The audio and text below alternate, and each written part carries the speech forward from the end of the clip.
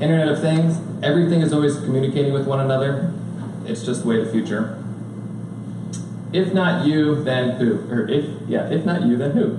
I didn't realize that rhymed. So, standing up here is a tremendous privilege, and I'm taken back by where I've come throughout my life, looking at the individual successes that I've experienced and hardships and evolving as a person. I'm so thankful to have so many great people in my life that have taught me what real leadership is.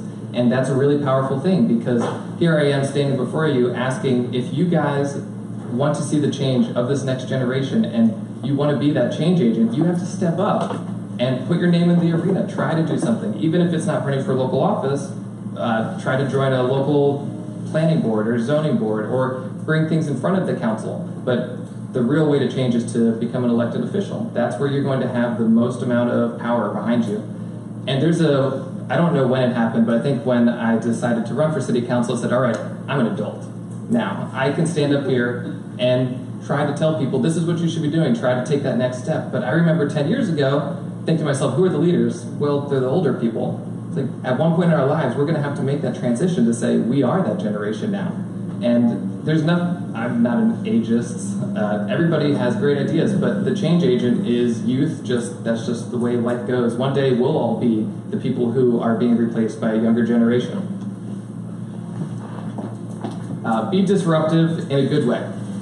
So one of the best ways to get attention is to be disruptive. And that's not necessarily a bad thing, but you draw attention to yourself. So my wife wouldn't let me put the website that I'm working on in this presentation, and I know if I showed it that she would get upset, so I won't. But it's youcan'tcomplain.com. And basically, the way that I'm trying to be disruptive for this next election cycle is I have the entire state of Florida voter election database. It's got everybody who's registered as a voter and all your voter records. I can't see who you voted for, but I can see whether you voted or not. There's no way to query that today on the internet where you can say, okay, did Nick Klufas vote? No.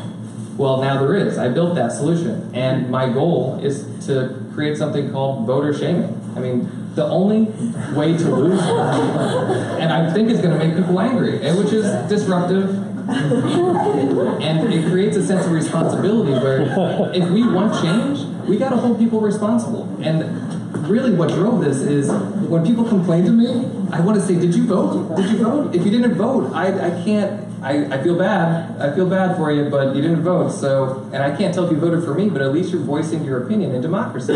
The only way to lose our democracy is not to vote. That's a fact.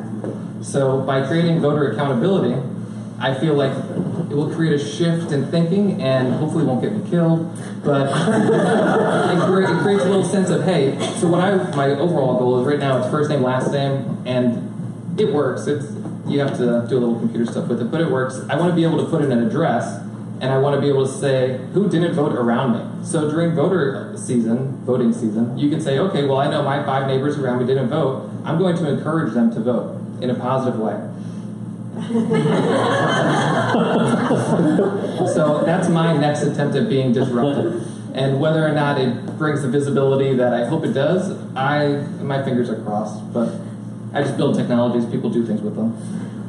Q&A, all right. I would love to field any type of questions about anything I covered, but also anything about the city or things I didn't touch on, lay it on me.